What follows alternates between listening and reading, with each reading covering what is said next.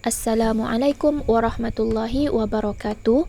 Murid-murid sekalian, hari ini kita akan meneruskan pembelajaran kefahaman Al-Quran kita, iaitu tajuk surah Al-Kafirun.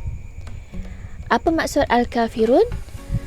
Al-Kafirun bermaksud orang-orang kafir. Kita teruskan dengan info surah Al-Kafirun dulu ya. Surah ini ialah surah yang ke-109 di dalam Al-Quran. Ingat ya, surah yang ke-109. Mempunyai 6 ayat dan diturunkan di Mekah. Bermaksud surah ini adalah surah Makkiyah. Jom kita baca surah Al-Kafirun bersama terjemahannya sekali. Bismillahirrahmanirrahim. Dengan nama Allah yang Maha Pengasih lagi Maha Penyayang. Qul ya ayyuhal kafirun. Katakanlah wahai Muhammad, wahai orang-orang kafir. La a'budu ma ta'budun. Aku tidak menyembah apa yang kamu sembah. Wala antum abiduna ma a'bud. Dan kamu tidak akan menyembah Allah yang aku sembah. Wala ana abidum ma abattum. Dan aku tidak akan beribadah seperti mana kamu beribadah. Wala antum abiduna ma a'bud.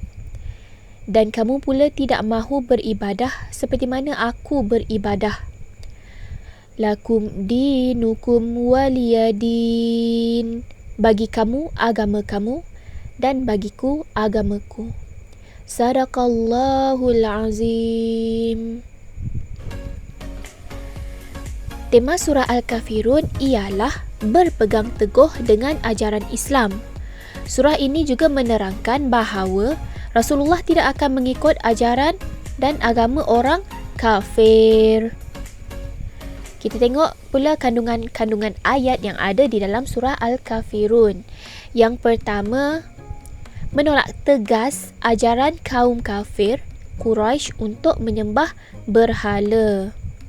Yang kedua, menegaskan tiada kompromi dalam perkara akidah.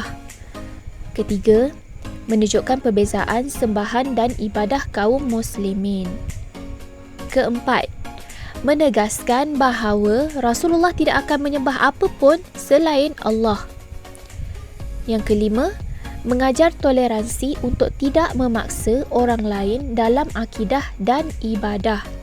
Ini adalah kandungan-kandungan yang terdapat di dalam surah Al-Kafirun. Saya nak cerita bagaimana surah Al-Kafirun ini diturunkan.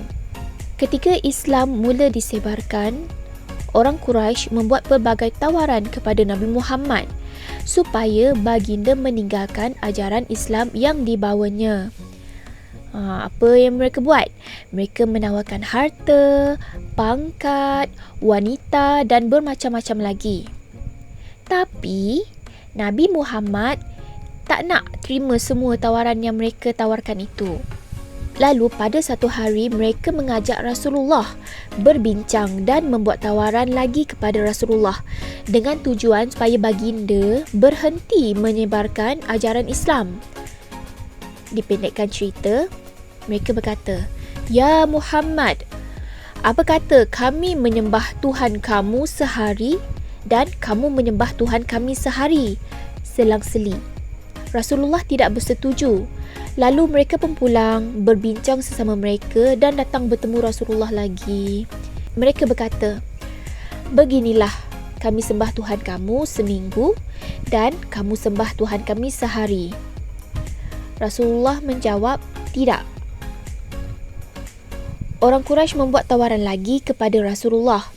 Mereka berkata, "Kami sembah Tuhanmu selama setahun dan kamu sembah Tuhan kami sehari. Bagaimana?" Namun, Rasulullah tetap menolak tawaran tersebut. Lalu daripada pertemuan tersebut, maka turunlah ayat seperti di dalam surah yang kita belajar ini, iaitu surah Al-Kafirun. Itulah penyebab-penyebab surah Al-Kafirun turun. Kita teruskan dengan pengajaran yang boleh diperolehi daripada surah Al-Kafirun ini. Yang pertama, jangan menyekutukan Allah Subhanahu wa Ta'ala. Jangan menyekutukan bermaksud awak mesti tetap dengan iman awak, dengan akidah awak bahawa Allah itu Tuhan dan Allah itu satu. Tuhan yang satu. Tiada lain, tiada dua, tiada tiga Tuhan selain Allah. Yang kedua, taati dan contohi sifat Rasulullah dalam menentang orang kafir. Macam Rasulullah diberi tawaran pangkat, harta, wanita dan macam-macam lagi kan. Tapi Rasulullah tidak menerima satu pun tawaran yang ditawarkan oleh orang-orang kafir Quraisy. Jadi kita kena contohi sifat Rasulullah dalam menentang orang kafir. Ini adalah pengajaran yang kita boleh dapat daripada surah Al-Kafirun. InsyaAllah kita akan berjumpa lagi pada bulan hadapan dengan tajuk yang baru. Sekian, Assalamualaikum warahmatullahi wabarakatuh.